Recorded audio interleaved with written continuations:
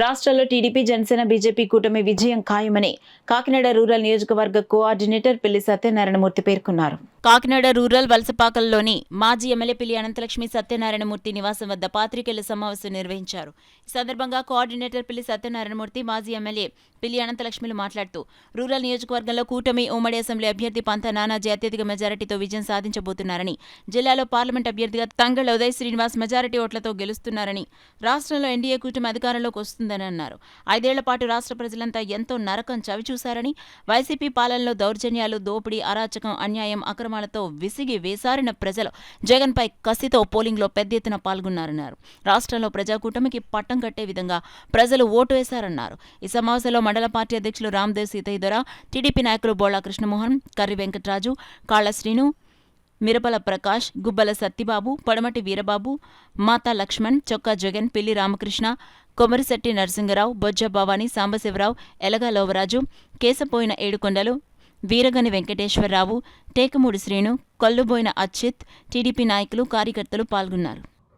మరి రాజకీయ వ్యవస్థలో తెలుగుదేశం పార్టీ నందమూరి తారక రామారావు గారు, చంద్రబాబు నాయుడు గారు 34% స్థానిక సంస్థలలో రిజర్వేషన్ కల్పించిన దాన్ని 24% దింపిన జగన్ గారి ప్రభుత్వం దాన్ని గుర్తుపై చేస్తాం, మళ్ళీ 34% అని చెప్పటం, ఇవన్నీ కూడా మాకు సానుకూలత పెట్టి సీట్ వచ్చిందా రాలేదా, బూసీలకు న్యాయం చేశారా అన్యాయం చేశారా అన్నది కొర కాకుండా టికెట్ రావటమే న్యాయం, టికెట్ రాకపోవటం అన్యాయం అన్న భావన పెట్టుకోకుండా తెలుగుదేశం పార్టీ నాయకుడు బీసీలకు అత్యున్నత స్థానం కల్పించి అన్ని విధాలుగా ముందుకు తీసుకెళ్తారన్న ఒక సదుద్దేశంతో అందరికీ కూడా చెప్పి అందరినీ కూడా ఒప్పించి వెళ్ళటం జరిగింది.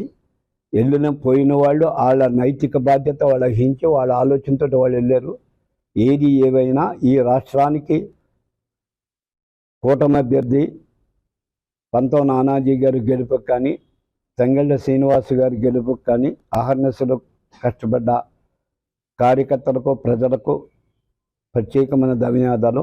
చాలా దూర ప్రాంతాలు, చాలా రకాలైన ప్రాంతాల వెహికల్స్ మీద రకరకాల వారి నుంచి కూడా వచ్చి సమయస్ఫూర్తితోటి ప్రవర్తించి ఆలస్యమైనా నిలబడి రాత్రి ఎండనకుండా వాననకుండా చూసి రాత్రి 10 అయినా 11 అయినా కూటమి అభ్యర్థులు గెలుపు కృషి చేసిన ప్రతి ఓటర్కి కూడా హృదయపూర్వక నమస్కారాలు, ధన్యవాదాలు తెలియజేస్తూ ఉన్నాం.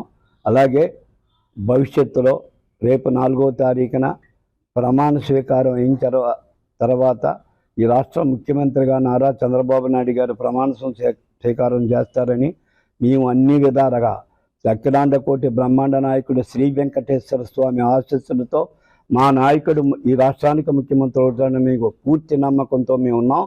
వచ్చిన తర్వాత ఏదైతే తెలుగుదేశం పార్టీ కార్యకర్తలందరినీ కూడా కూర్చోబెట్టుకొని వాళ్ళకి ఇక్కడ ఈ కాకినాడ రూరల్ నియోజకవర్గంలో ఏ విధమైన లోటుపాట్లు లేకుండా ప్రభుత్వం కూటమిలో ఈ కాకినాడ రూరల్ నియోజకవర్గంకి జనసేనకు పోయింది, తెలుగుదేశం పార్టీ కార్యకర్తలకు అన్యాయం జరుగుతుంది, తెలుగుదేశం పార్టీ నాయకులను పట్టించుకునేవాడు లేడు అన్న అపవాదం లేకుండా అవన్నీ కూడా మా బుజ్జస్కంధానం మీద వేసుకొని విషయాలన్నీ కూడా నారా చంద్రబాబు నాయుడు గారికి చెప్పి ఇక్కడ పూర్తి స్థాయిలో తెలుగుదేశం పార్టీ బలపడటానికి వాళ్ళ ప్యానల్ ఎంచేపు వాళ్ళని నెగ్గించి వాళ్ళ అసెంబ్లీలో కూర్చోబెట్టడం వరకు మా పని అయింది. కాబట్టి వాళ్ళ పని వాళ్ళు చేసుకుంటూ మా పార్టీని మేము కాపాడుకుంటూ భవిష్యత్తులో తెలుగుదేశం పార్టీని ఇక్కడ ఏ విధమైన లోటుపాట్లు లేకుండా కార్యకర్తలందరికీ కూడా చూస్తానని మీ పత్రికా ప్రకటన ద్వారాగా మీ కార్యకర్తలందరికీ కూడా తెలియజేస్తూ భవిష్యత్తులో ఏ విధమైన ఇబ్బందులు వచ్చినా బొందులో ప్రాణం ఉన్నంత వరకు తెలుగుదేశం పార్టీలో ఉంటామని ఏ విధంగా అయితే చెప్పామో దాని ప్రకారంగానే కంటిన్యూ ఇప్పుడు దాకా అయ్యాం. ఇప్పుడు వరకు మీకన్నా పూర్తి క్లారిఫికేషన్ ఉంటుంది. ప్రతిఒక్కరు వైఎస్ఆర్ పార్టీకి పోతారు, అక్కడికి పోతారు, ఇక్కడ పోతారు అన్న పుకార్లకి మీకు తెరబడి ఉంటుంది. రెండవది ప్రాణం ఉన్నందుకు తెలుగుదేశం పార్టీలో ఉంటూ ఆ ప్రాణం ఉన్న వరకు కాకినాడ రూరల్ నియోజకవర్గం కార్యకర్తల యొక్క కష్ట సుఖాల్లో నేనొకరిని పాలు పంచుకొని అన్ని విధాలుగా సహాయ సహకారం అందిస్తానని చెప్పి ఈ సభాపూర్వకంగా అందరికీ కూడా తెలియజేస్తాను.